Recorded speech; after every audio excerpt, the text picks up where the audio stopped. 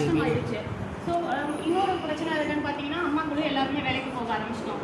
So அப்படின்ற இருக்க சூழ்நிலையில் குழந்தைங்களோட வளர்ச்சி வந்து ரொம்ப கண்ணூத்து ரொம்ப பார்க்க வேண்டியதாக இருக்குது. 2 பேருமே வேலைக்கு போகிறப்ப குழந்தை வந்து கொஞ்சம் அந்த கவனிப்பு வந்து பத்த மாட்டேங்குது குழந்தைக்கு.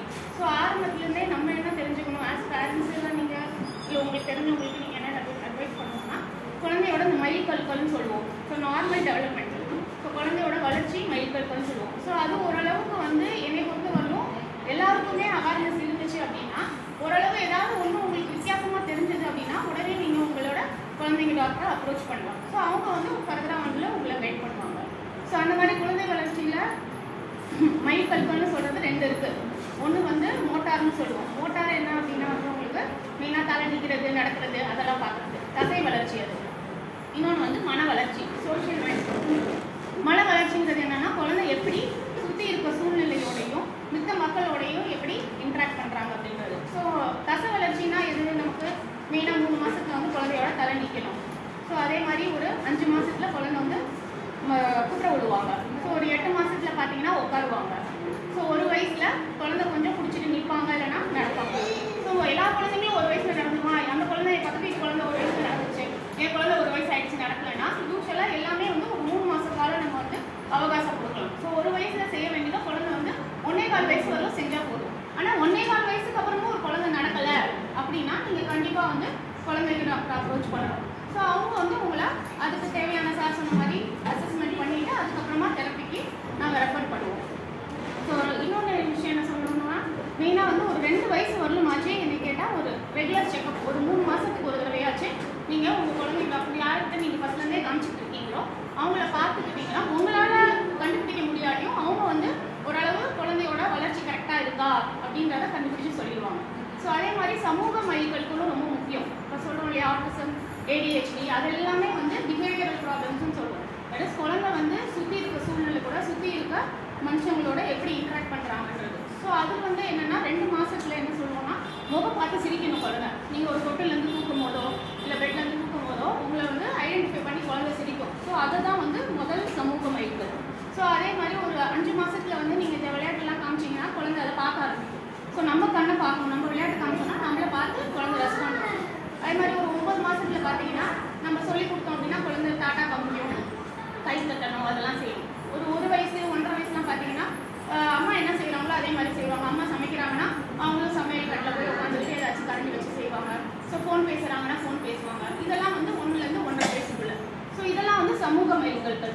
ஸோ இதுவும் வந்து எப்படி அந்த தசை வளர்ச்சி எவ்வளோ தூரம் முக்கியமோ அதே மாதிரி இந்த சமூக மைல்கற்களும் முக்கியம். ஸோ எவ்வளோ தூரம் நம்ம சீக்கிரமாக குழந்தைக்கு இதெல்லாம் லேட் ஆகுதா இல்லை கரெக்டாக பண்ணிடுதான்னு நம்ம கண்டுபிடிச்சோம் அப்படின்னா நம்ம ஃபர்தராக அந்த குழந்தைய ட்ரீட் பண்ணி ஒரு நார்மல் குழந்தையா ஸ்கூல் போகிறதுக்குள்ள நம்ம ரெடி பண்ணிட முடியும். ஸோ ஒரு 1.25 வயசு 2க்குள்ளே நீங்கள் கண்டுபிடிச்சிட்டீங்கன்னா குழந்தை 3.5 வயசு நீங்கள் போகிறக்குள்ள நீங்கள் அதுக்குள்ளே ஒரு தெரப்பி ஸ்டார்ட் பண்ணிட்டீங்கன்னா கண்டிப்பாக வந்து அந்த குழந்தைய ஓரளவு நார்மலாக கொண்டு வந்துடலாம். ஸோ இதெல்லாம் வந்து அம்மா அப்பாக்களுக்கே தெரிஞ்சுக்கணும் அப்படிங்கிறது முக்கியம். ஸோ இதுக்கு வந்து நம்ம இந்த மாதிரி அப்நார்மலாக போகாமல் இருக்க நம்ம சைட்லேருந்து நம்ம என்ன செய்யலாம் அப்படின்னு நினைக்கிறீங்க? இப்போ அம்மா சொல்லுங்கள். குழந்தைக்கு இது லேட் ஆகாமல் இருக்க நான் இது செய்யணும் அப்படின்னு நீங்கள் ஏதாவது ஃபீல் பண்ணியிருக்கீங்களா? கரெக்ட், முக்கியமான பாயிண்ட். ஆனால் இப்போ நம்மளாம் அதை செய்கிறது கிடையாது. ஏன்னா முன்னாடி அதை தான் சொன்னேன், முன்னாடி கூட்டு குடும்பமாக இருக்கப்ப தாத்தா பாட்டி இருந்தாங்க, மாமா அதை யாராச்சும் ஒருத்தர் 2 பேர் ஃப்ரீயாக இருப்பாங்க. ஸோ அவங்க குழந்தைங்களோட உட்காந்து விளையாடுவாங்க, பேசுவாங்க, கதை சொல்லுவாங்க. ஆனால் இப்போதான் எந்த பாட்டி யாராச்சும் கதை சொல்கிறாங்க? நீங்கள் சொல்லுங்கள். எங்கள் வீட்டில் முதற்கொண்டு என் பிள்ளைங்களுக்கு எங்கள் அம்மா கதை சொல்கிறது கிடையாது. சரியா? எல்லாம் அவங்க ஃபோன் வச்சுட்டு உட்காந்துருக்காங்க, இவங்க ஒரு ஃபோன் வச்சுட்டு உட்காந்து. ஸோ முக்கியமாக வந்து நான் இன்சிஸ்ட் பண்ணணும்னு நினைக்கிறது ஃபோன் எக்ஸ்போஷர். எங்களோட புக்ஸ் படினா 2 வயசு வரலும் குழந்தைக்கு டிவியோ ஃபோனோ காமிக்கக்கூடாது. அது குழந்தையோட சமூக வளர்ச்சியை கண்டிப்பாக வந்து பாதிக்கும். ஸோ தசை வளர்ச்சிங்கிறது நான் சொன்னேன் இல்லையா, மோட்டார் நிற்கிறது நடக்கிறதெல்லாம் வந்து தானாகவே நடந்துடும். புரியுதுங்களா? அந்த ஸ்டேஜ் வர வர தானாகவே நடந்துடும். ஸோ நம்மளா அதுக்கு செய்ய வேண்டியது ஒன்றும் இல்லை. ஆனால் இந்த சமூக வளர்ச்சி பார்த்தீங்கன்னா நீங்கள் குழந்தைய எவ்வளோக்கு எவ்வளோ ஸ்டிமுலேட் பண்ணுறீங்களோ, உந்துகள்னு சொல்கிறோம் இல்லையா, நம்ம குழந்தைக்கு எவ்வளோ தூரம் ஊக்கம் கொடுக்குறோமோ அந்த அளவு குழந்தையோட அந்த சமூக வளர்ச்சி வந்து நல்லாயிருக்கும். ஸோ அதுக்கு நம்ம என்ன பண்ணணும், முதல்ல இந்த டிவியையும் ஃபோனையும் அவங்கள்ட்ட காமிக்கக்கூடாது. குழந்தை பிறந்தோடனே நான் என்ன சொல்கிறேன், அம்மாவோ பாட்டியோ யாராக இருந்தாலும் நீங்களும் ஃபோன் பார்க்குறத குறைச்சிக்கோங்க. நீங்கள் ஃபோன் பார்த்தீங்கன்னா குழந்தையும் அதே தான் செய்யுது. ஸோ அட்லீஸ்ட் ஒரு 6 மாதம் வரணும் குழந்தைக்கு டிவியோ ஃபோனோ எதுவுமே காமிக்கக்கூடாது. 6 மாதத்துலேருந்து 2 வயசு வரலும் உங்களுக்கு தேவைப்பட்டால் நான் பேஷண்ட்ஸ் கிட்டலாம் சொன்னால் ஃபோன் பார்க்காம என் குழந்தை சாப்பிட சாப்பிடாது அப்படிம்பாங்க. அப்படின்னா சாப்பிட்ற நேரம் மட்டும் காமிங்க. எவ்வளோ நேரம் சாப்பிட போகிறோம்? ஒரு நாளைக்கு 1 மணி நேரம் 1.5 மணி நேரம் மேக்ஸிமம். அதுக்கு மேலே நீங்கள் சமைக்கும் போதோ இல்லை நீங்கள் வேலைக்கு போகும்போதோ நீங்கள் உங்கள் வேலைகளை பார்க்கும்போதோ தயவு செஞ்சு டிவியோ ஃபோனோ போட்டு விடாதீங்க.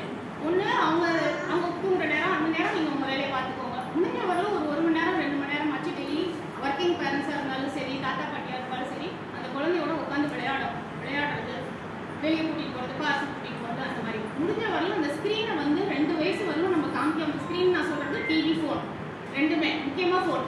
ஸோ இதெல்லாம் 2 வயசு வரலும் நம்ம காமிக்காமல் இருந்தோம்னாலே முக்கால்வாசி பிரச்சனையை வந்து நம்ம தவிர்த்துடலாம். சரிங்களா? ஸோ இப்போ வந்து எப்போயுமே பீடியாட்ரிஷியன் போகிற ஃபர்ஸ்ட் கொஸ்டின் என்ன நம்ம கேட்பாங்க, என் குழந்தை வெயிட் நல்லா இருக்கா, என் குழந்தை வெயிட் நல்லா இருக்கா அப்படின்னு கேட்பாங்க. யாருமே வந்து என் குழந்தை வந்து வளர்ச்சி நல்லா இருக்கா, என் குழந்தையோட மன வளர்ச்சி நல்லா இருக்கான்னு அப்படி கேட்கவே மாட்டாங்க. ஸோ இனிமேல் வந்து நீங்களாம் போகும்போது அதையும் கேட்கணும். என் குழந்தையோட வளர்ச்சி நல்லா இருக்கா, என் குழந்தையோட சோஷியல் டெவலப்மெண்ட், அதான் சமூக வளர்ச்சி, குழந்தை நல்லா பேசுதா, ஓடியாடி விளையாடுறது நார்மலாக இருக்கா, இல்லை ரொம்ப ஆக்டிவாக இருக்காங்களா, இல்லை கம்மியாக ஆக்டிவாக இருக்காங்க அப்படிங்கிறதையும் நீங்கள் கேட்க ஆரம்பிச்சிங்கன்னா அவங்களும் வந்து அதை பார்க்க ஆரம்பிச்சிடுவாங்க. ஸோ எப்படி வந்து நம்ம குழந்தை பிறந்தோன்னா 45 நாள் 75 நாள் அந்த மாதிரி கரெக்டாக போய் தடுப்பூசி போட்டுக்கணும் இல்லையா? ஸோ அதே மாதிரி தடுப்பூசி போட்டுறது நின்னதுக்கப்புறமும் ஒரு அட்லீஸ்ட் ஒரு 3 மாதத்துக்கு ஒரு தடவையாச்சு குழந்தையோட வளர்ச்சிக்காக, வெயிட் மட்டும் கிடையாது, நான் சொல்கிற இந்த சமூக வளர்ச்சிக்காகவும் நம்ம ரெகுலராக ஒரு செக்அப் எடுத்துக்கணும். அட்லீஸ்ட் 2 வயசு வரணும். 2 வயசுல அந்த குழந்தை நார்மலாக எல்லாம் பண்ணிடுச்சுன்னு வச்சுக்கோங்களேன். அதுக்கப்புறமா பிரச்சனை வர்றது வந்து ரொம்ப ரேர். ஸோ 2 வயசுல தான் குழந்தையோட ஃபிசிக்கல் மன வளர்ச்சி, உடல் வளர்ச்சி ரெண்டுமே வேகமாக இருக்கும். ஸோ 2 வயசுக்கோட அந்த குழந்தை நார்மல் ஆயிடுச்சுன்னா அதுக்கப்புறம் அந்த குழந்தைக்கு ப்ராப்ளம்ஸ் வர்றது ரொம்ப ரொம்ப ரேர். ஸோ எப்படி தடுப்பூசி நம்ம போட்டுக்கிறோமோ அதே மாதிரி நான் சொன்ன தடுப்பு நடவடிக்கைகளையும் நீங்களும் எடுத்துக்கோங்க. உங்களுக்கு தெரிஞ்சவங்களுக்கும் கண்டிப்பாக சொல்லுங்கள். மெயினாக இந்த ஸ்க்ரீன் எக்ஸ்போஷரை குறைச்சாலே என்னோட ஒப்பீனியன் படி கொஞ்சம் நிறைய பிரச்சனைகள் நம்ம சொசைட்டியில் வந்து குறைச்சிடும். நன்றி, வணக்கம்.